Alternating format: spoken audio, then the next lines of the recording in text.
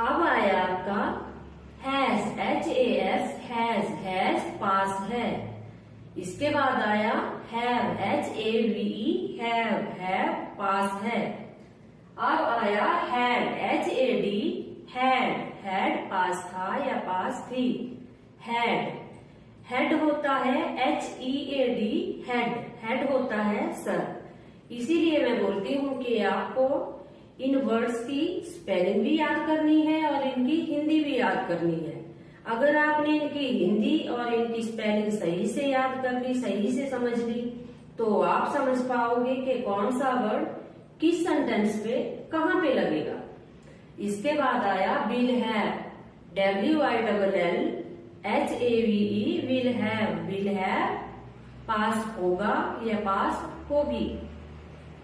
ये रिप्रेजेंट कर रहा है को, ये रिप्रेजेंट कर रहा है था या थी को, और ये विल हैव रिप्रेजेंट कर रहा है होगा या होगी को।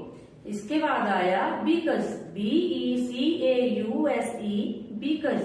बिकॉज क्योंकि। कुछ लोग इसको बिकॉज भी बोलते हैं, पर आपने इसको बिलाउज की तरह बिकॉज नहीं बोलना है। ये है बिकॉज क्योंकि। इसके बाद आया देयरफॉर,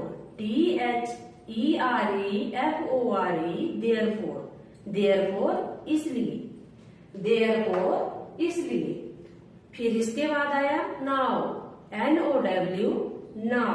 नाउ अब या अभी।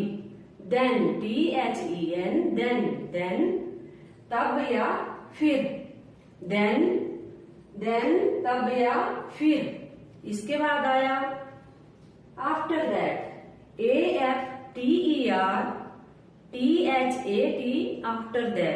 आफ्टर दैट इसके बाद या उसके बाद। अब आया ऑलवेज,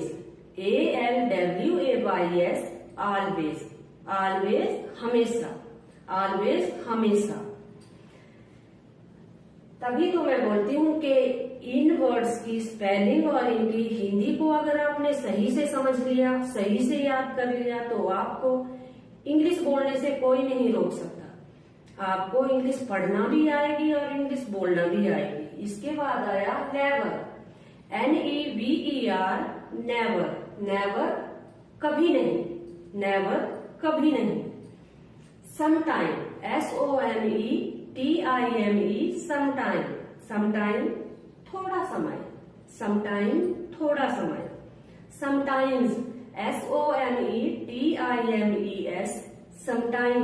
समटाइम्स कभी। समवन, समवन कोई एक। इसके बाद आया नो वन, कोई नहीं। एनीवन, एनीवन कोई एक। नॉट एट ऑल कतई नहीं। ऑफन,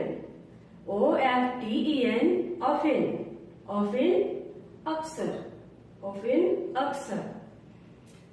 अब आया ऑफ कोर्स, बिल्कुल। अब आया इनसाइड, इनसाइड अंदर। आउटसाइड बाहर, आउटसाइड बाहर। अब इनसाइड गेम कौन सी है? जैसे लूडो, जैसे चेस। आउटसाइड गेम कौन सी है? जैसे क्रिकेट, जैसे फुटबॉल। अब आया आपका एवर, एवर कभी। एवरीडे,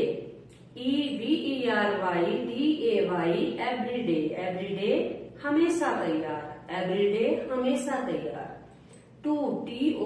टू, अब टू के दो मीनिंग है, एक का और दूसरा तक। अब आया आपका फॉर, फॉर के लिए। जैसे for Radha, for me, for you. अब आया ऑन, ON, ऑन, ऑन पर। जैसे ये पेन मेरी हथेली के ऊपर है। The pen is on my hand, the pen is on my hand. अब आया ऑफ, OF, ऑफ, का, के, की।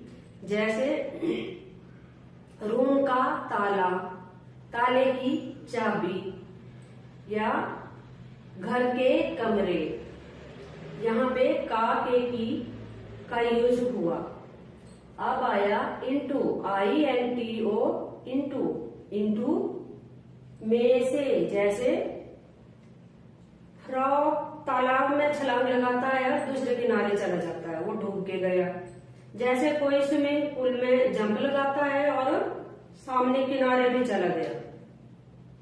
इन में या अंदर। जैसे पेन में इंक है, इस पेन के अंदर इंक है।